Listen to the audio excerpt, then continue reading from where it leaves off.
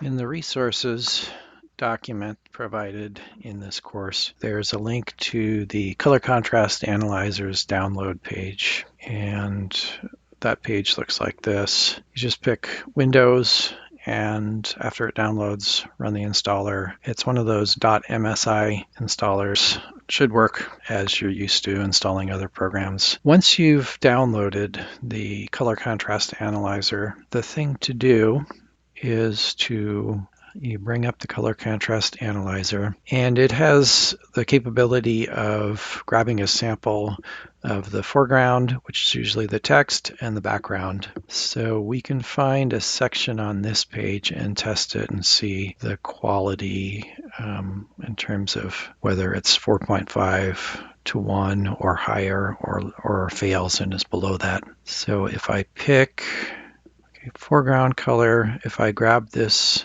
sample, it's like an eyedropper icon, and I go over to this text.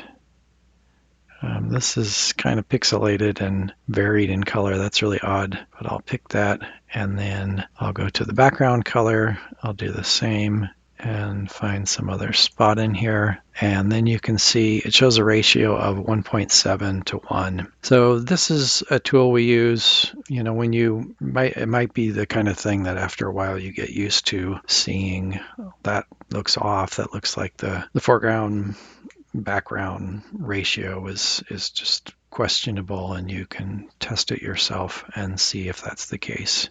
So that's a pretty useful tool to use. There are others out there. I think WebAIM has one, and then also there's that one that was built into ANDI.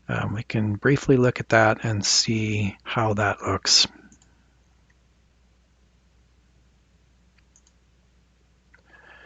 And I'll work my way over to those buttons, and you can see again that it has gone in and done a color contrast. This pinkish outline is showing the menu, and it's a really faint text color, almost the same color as the background, and it shows that it fails. So that's another thing that you need to watch for when you're checking websites and see if you have a high enough color contrast ratio.